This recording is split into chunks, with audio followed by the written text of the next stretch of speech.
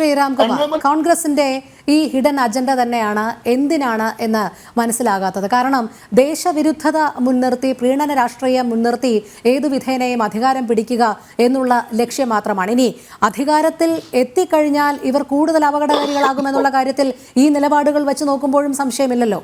അതല്ല, ഇതിനു മുമ്പ് അധികാരത്തിലിരുന്നപ്പോൾ അടിയന്തരാവസ്ഥ കൊണ്ടുവന്നത് BJP-കാരല്ലല്ലോ സർ. 42ാം ഭരണഘടനാ ഭേദഗതി കൊണ്ടുവന്ന് പിന്നീട് സുപ്രീം കോടതി അത് റദ്ദ് ചെയ്യുന്നത് വരെ ഇന്ത്യയിൽ അടിയന്തരാവസ്ഥ ശരിവെക്കുന്ന രീതിയിൽ കുപ്രസിദ്ധമായ 42ാം ഭേദഗതി കൊണ്ടുവന്നത് ആരാണ്? ഡൽഹിയിലെ സിഖുകാരെ കൂട്ടക്കൊല നടത്തിയത് ആരാണ്? പാകിസ്ഥാൻ്റെ സഹസ്ഥാപകനായ ജവഹർലാൽ നെഹ്റു ചത്ത കുതിര എന്ന് വിളിച്ച ഒരു കേരളത്തിൽ മാത്രം ഒതുങ്ങുന്ന ഒരു വർഗീയ പാർട്ടിയെ മതേതരത്വത്തിൻ്റെ പരിവേഷം പുലർത്തിക്കൊണ്ട് അധികാരം പങ്കിട്ട് തൊപ്പി പോലും ഊരിക്കാതെ നിർത്തിയത് ആരാണ് എൻ്റെ സുഹൃത്തെ? ഇതൊക്കെ മതേതരത്വത്തിൻ്റെ ലക്ഷണമാണോ? പാകിസ്ഥാനെ പേടിച്ചുകൊണ്ട് വേണം നമ്മൾ കഴിയാൻ എന്ന് മണിശങ്കർ അയ്യർ പറഞ്ഞത് മതേതരത്വത്തിൻ്റെ ലക്ഷണമാണോ? താങ്കൾ ചരിത്രം മറക്കരുത്. 1950 നമ്മുടെ ഭരണഘടന രൂപീകരിക്കുമ്പോൾ കോൺസ്റ്റിറ്റ്യൂൻ്റ് അസംബ്ലി നടക്കുന്ന പാർലമെൻറ്റ് മന്ദിരത്തിന് മുമ്പിൽ നെടുവീർപ്പുകൾ ഉയർത്തുന്ന അഭയാർത്ഥികൾ ധാരാളം ലക്ഷക്കണക്കിന് കൂടിയിരുന്നു.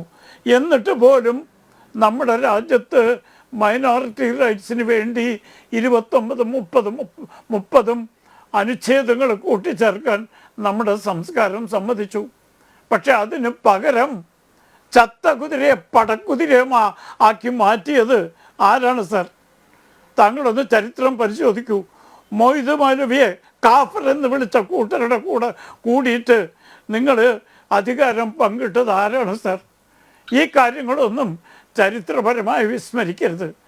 അതുകൊണ്ട് മണിശങ്കർ അയ്യർ പറഞ്ഞതാണ് ഇപ്പോഴും കോൺഗ്രസിൻ്റെ മനോഭാവം. ലീഗിൻ്റെ മാനിഫെസ്റ്റോയിൽ ഉൾപ്പെടുത്തേണ്ട പല കാര്യങ്ങളും പറഞ്ഞിട്ടുണ്ട്. ലാലു പ്രസാദ് യാദവ് ഉണ്ടല്ലോ, ഇന്ത്യ മുന്നണിയുടെ പ്രമുഖ നേതാവ്. അദ്ദേഹം എന്താ പറഞ്ഞ്? 4%-ലധികം സംവരണം മുസ്ലിങ്ങൾക്ക് വേണം. ഇപ്പോൾ വിവേദമായപ്പോൾ അദ്ദേഹം തിരുത്തി, മതത്തിൻ്റെ പേരിലല്ല. ഞാൻ ചോദിക്കട്ടെ, മതത്തിൻ്റെ പേരിൽ എന്തിനാ സംവരണം? അല്ലാതെ തന്നെ കേരളത്തിലെ മുസ്ലിങ്ങളെ ഞാൻ നേരത്തെ സൂചിപ്പിച്ചതുപോലെ സമാധാനപ്രിയരായി വിവിധ തൊഴിലുകളിൽ പ്രഗത്ഭന്മാരായി തല ഉയർത്തി നിൽക്കുന്ന മുസ്ലിംസ് ഉണ്ട്. അവർക്ക് നിങ്ങളുടെ പ്രീണനം ആവശ്യമില്ല. അവർ വേണമെന്ന് പറയുന്നില്ല. നിങ്ങൾ വോട്ട് ബാങ്കിന് വേണ്ടി മൊയ്ദ് മൗലവിയെ കാഫർ എന്ന് വിളിച്ച അതേ ആളുകൾ വടകരയിൽ പലരെയും കാഫർ എന്ന് വിളിക്കുന്നത് കേരളത്തിലെ ജനങ്ങൾ കണ്ടതാണ്, കേട്ടതാണ്. അതുകൊണ്ട് മതേതരത്തെപ്പറ്റി വലിയ വീരവാദം മുഴക്കാനൊന്നും ഇന്നത്തെ 2024 കേരളത്തിലെ ഇന്ത്യൻ നാഷണൽ കോൺഗ്രസ്സിനോ ഡൽഹി കൂട്ടക്കൊല നടത്തിയ ഡൽഹിയിലെ കോൺഗ്രസ്സിനോ അവകാശമില്ല.